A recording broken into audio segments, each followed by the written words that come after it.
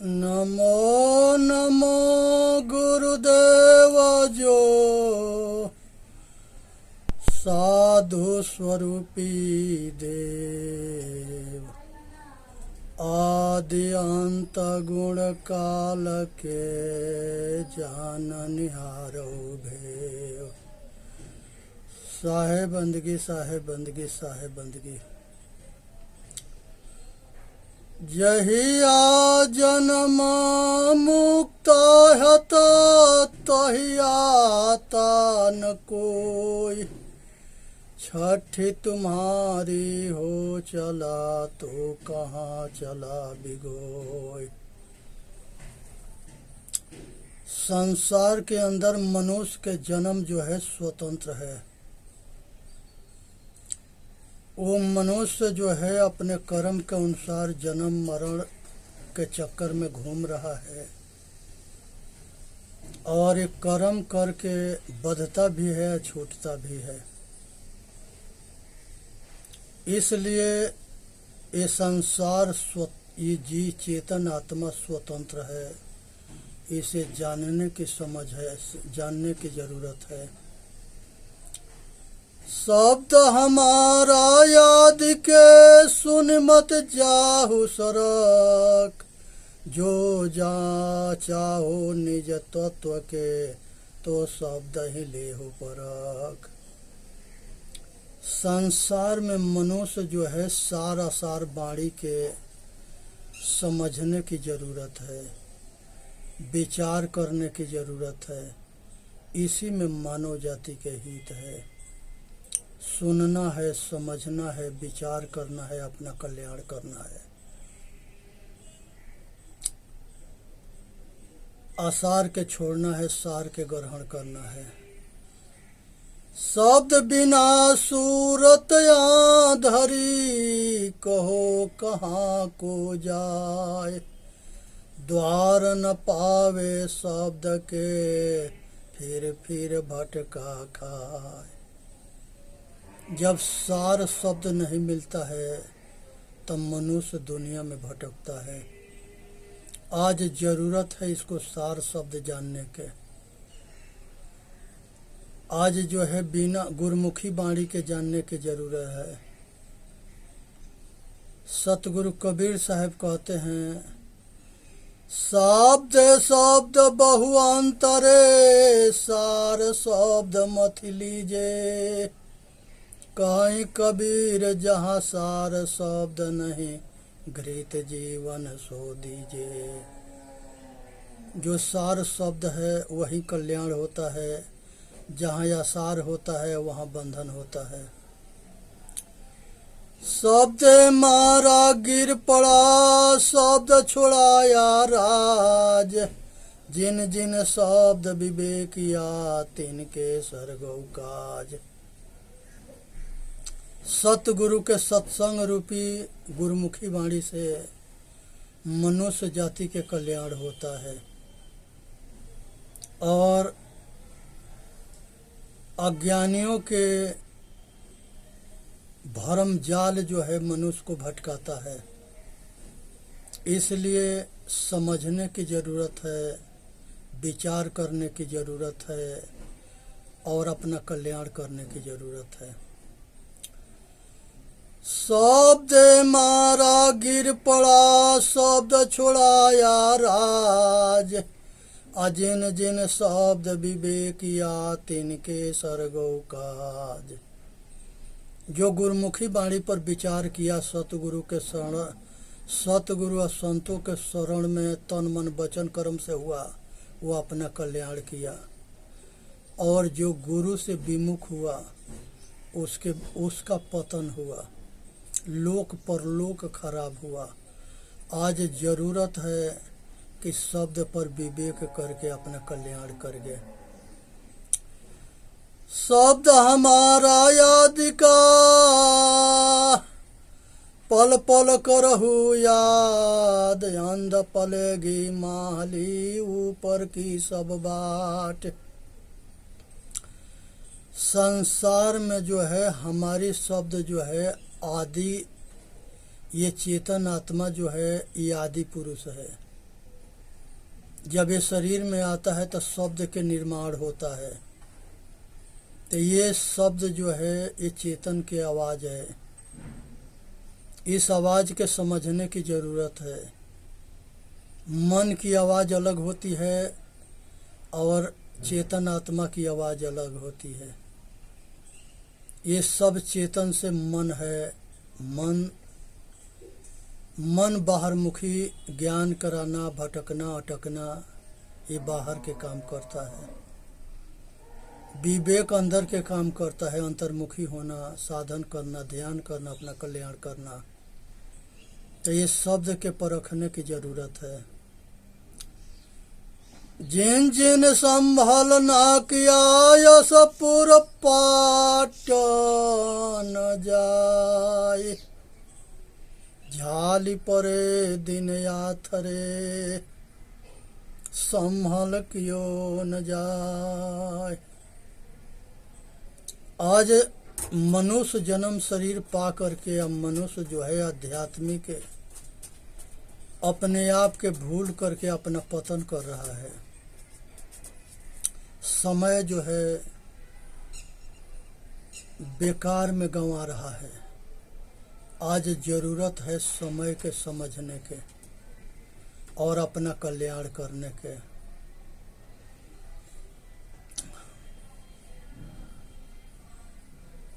यहाँ ही संभल कर ले आगे विषयी बाट, आ स्वर्ग विहासन सब चले जहान बनिया हाट।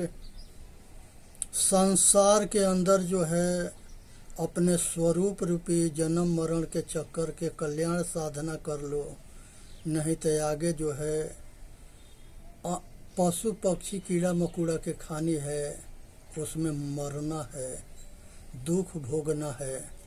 इसलिए सबसे ऊपर होके अपना कल्याण करो, इसी में मानव जाति के हित है। जो जानहु जीव अपना करहु जीव को सार, अजियरा ऐसा पाहुना मिले न दूजी बार। भैया अब की अगर अपना कल्याण कर लिया तो कल्याण हो गया, न तो ऐसे ये चेतन जीव के जैसे पाहुना दोबारा ना मिलता है। एक गाड़ी होता है, एक ड्राइवर होता है, गाड़ी के खुराक डीजल मोबिल पेट्रोल होता है और ड्राइवर के खुराक भोजन पानी हवा होता है। वैसे शरीर एक रथ है, इंद्रिया घोड़ा है, मन बागडोर है, बुद्धि सारथी है, चेतन आत्मा सवार है। अगर बुद्धि ठीक हुआ तो ये गाड़ी जो है मोक्ष के तरफ ले जा करके ये आत्मा को परमात्मा बना देगा। अगर ये इसकी बुद्धि खराब हुआ तो ये पशु पक्षी कीड़ा मकोड़ा भी बना देगा, लोक परलोक खराब कर देगा। अब ये बुद्धि के ऊपर है कि ये रथ कहाँ ले जाएगा।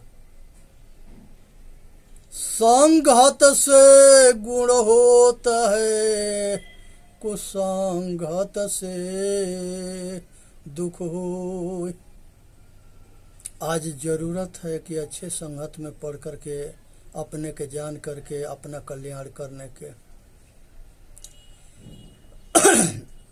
जो जानहु जग जीवना, जो जानहु सो जीव, पानी पचावहु आपना तो पानी न मांगे पी।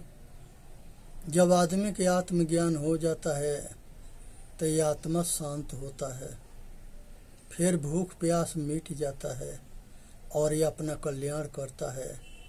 आत्मज्ञान होना, स्वाध्याय होना, रहने में गुण उतर जाना और ध्यान द्वारा अपने आप पर अपने घर वापसी हो लेना।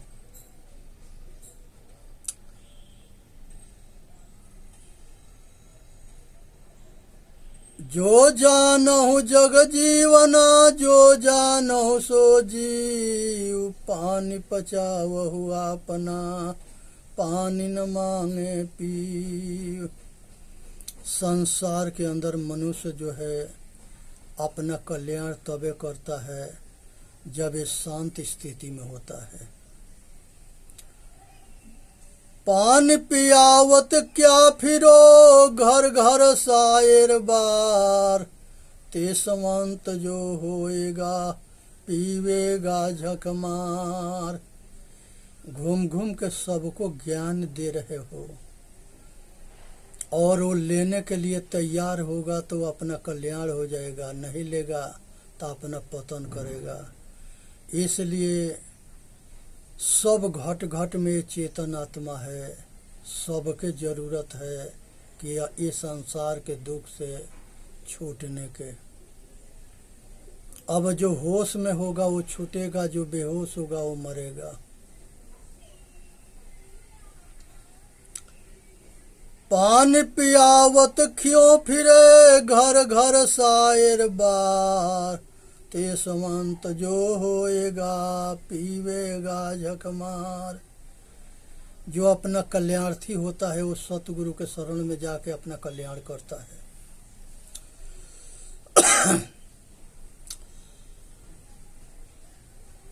हंस मोती बिकानिया कंचन थार भराय, जो जाके मरम न जाने सोता को काह न साए।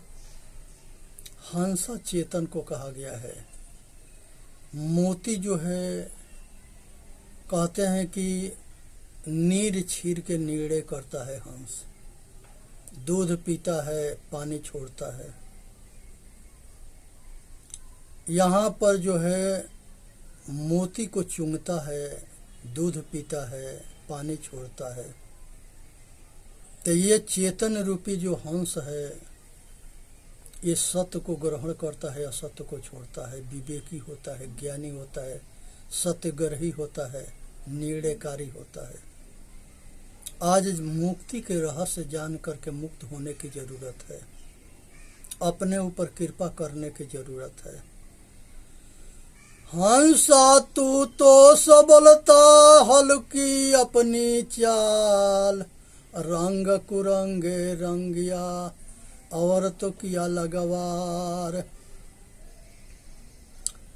हंसा तू तो स्वर बना क्या बड़ो में तू, तरवर पाई पहेलिया तबे सराहो तू।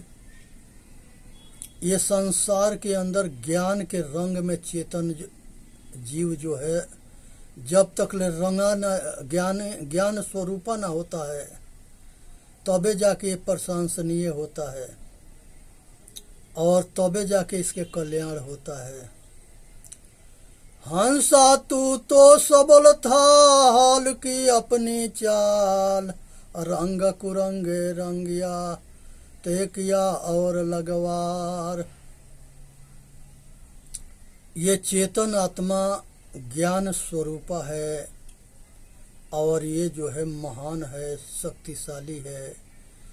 ज्ञान विवेक के बल से संसार के विषय वासना कल्पना के ऊपर उठ करके अपना कल्याण करता है।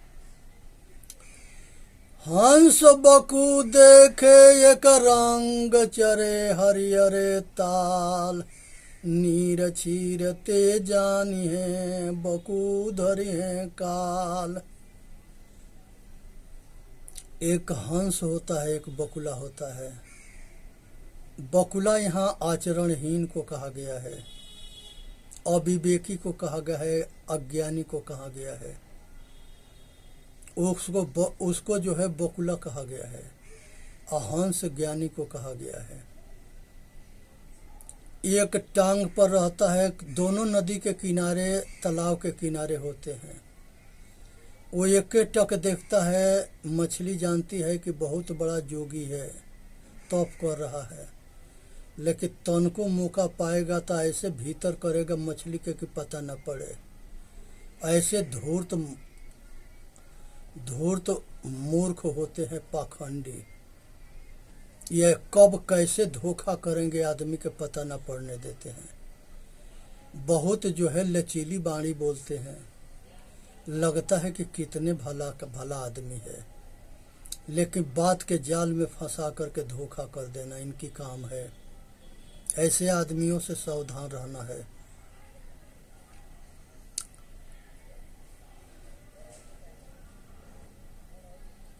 कहे हिरनी दूबरी काहे काहे हिरनी दूबरी, इहे हरिहरे ताल, लक्ष्य हेरी एक मृग, कैतिक टारो घाल। ये भीतर जो है, ये मनुष्य के अंदर जो है हिरनी जो है, जो जंगल में चढ़ती है, उससे पूछता है कि तू क्यों इतना दुबली है। कहती है कि हमारे ऊपर बहुत ही जो है शिकारी लगे हैं, हमारा एक पल जीना कठिन कर दिए हैं, चारों ओर से वार करते हैं, उसके बचाने में हम कमज़ोर हो गई हूँ। यहाँ पर जो है हिरनी चेतन को कहा गया है, और इस पर वार करने वाले काम क्रोध मद लोभ दुर्गुण को कहा गया है। ये चेतन के हृदय के अंदर जो है आसुरी दल के और दैवी गुण और आसुरी गुण के युद्ध हमेशा चलता है, सतगुण के और दुर्गुण के। इससे मनुष्य तबे बच सकता है जब ये अपना कल्याण के लिए कमर कस करके और सतगुरु और संतों के शरण में रहता है, तो गुरुमुखी वाणी से बचने के उम्मीद रहता है।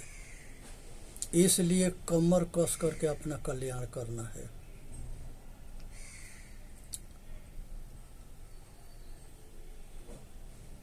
तीन लोक भव पिंजड़ा, पाप पून भव जाल, सकल जीवन सावज भय एक हेरी काल।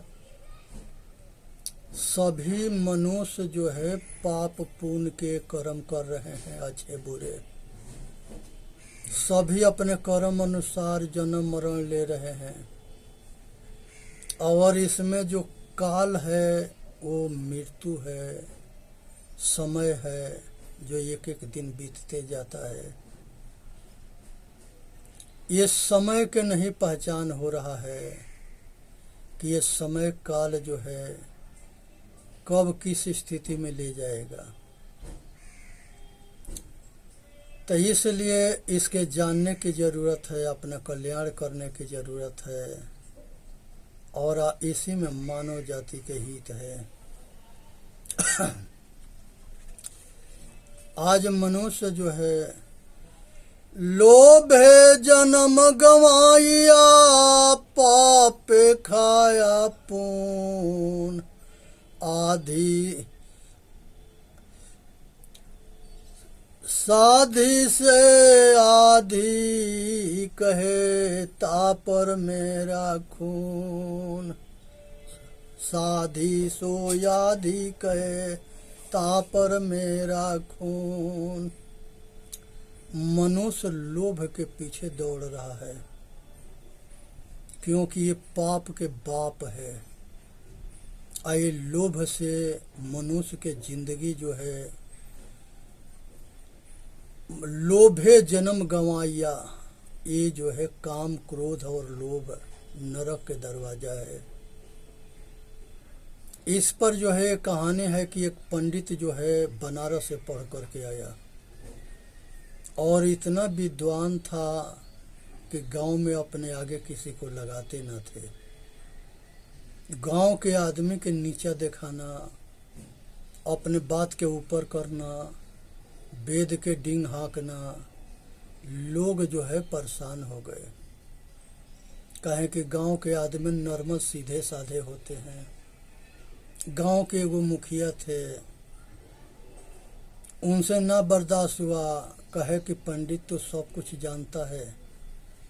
उसने कहे कि हाँ, हम सब कुछ जानते हैं। यादव जी कहे कि हमारी लठ कहाँ गिरेगा ये बता दे। अब पंडित हाथ जोड़ के खड़ा हो गया, कहा कि हम जो है, आप जीते हम हारे, आप महान आदमी हो। यादव जी जानते थे कि ये डंटा के सामने, लाठी के सामने अच्छे अच्छे सीधे होते हैं। ये पंडित सीधा हुआ तो क्या हुआ।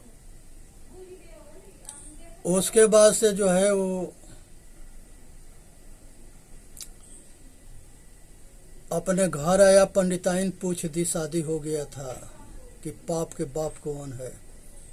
पंडित चारों वेद के उलटना पलटना शुरू किया, कहीं ना मिला कि पाप के बाप कौन है। शास्त्र को उलाट लिया, वेद के उलाट लिया, उपनिषद के सब के उलाटना शुरू किया, कहीं ना मिला। कहा कि हम कल फिर बनारस जाएंगे पढ़ने के लिए। बनारस पहुंच गया। वहां पर जो है एक वेश्या थी, वेश्या परिचित के थी, पंडित के मिल गई। कहे कि पंडित जी परेशान कैसे हो। कहे कि वेश्या परेशान इसलिए है कि हमारे सामने जो है एक समस्या है। कहे कि बताओ क्या समस्या है। कहे कि ये समस्या है कि हमारी पत्नी पूछी है कि पाप के बाप कौन है।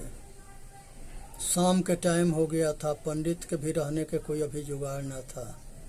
वेश्या कही कि आज चलो हमारे यहाँ, हम इसका उत्तर दे देंगे, घबराने की जरूरत न है। वेश्या के घर पर पंडित पहुंच गए। जाने के बाद से वेश्या जो है 500 रुपया दी, कही कि पंडित जी पहले नाश्ता करो। पंडित जी नाश्ता कर लिए। खाना खाने के टाइम हुआ, पंडित जी के 1000 रुपया दी, कहे कि पंडित जी भोजन कर लो। फिर पंडित जी के 2000 रुपया दी, कहे कि पंडित जी थोड़ा हमारा शरीर दबा दो। और सारे कपड़ा उतार करके पंडित के सामने पड़ गई, सामने लेट गई। सारा बदन निवस्त्र था। पंडित जो है देह दाबेगा कि बेहोश हो गया। और बेहोश होने के बाद से डुबकी लगा लिया और अपनी आग बुझा लिया।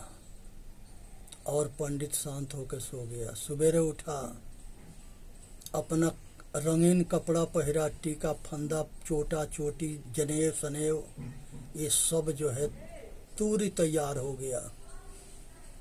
कहा कि वेश्या तुमने हमारे प्रश्न के उत्तर न दिया। कहे कि पंडित जी उस गड्ढा में तुमको डुबा कर नहवा दिए, फिर भी कहते हो कि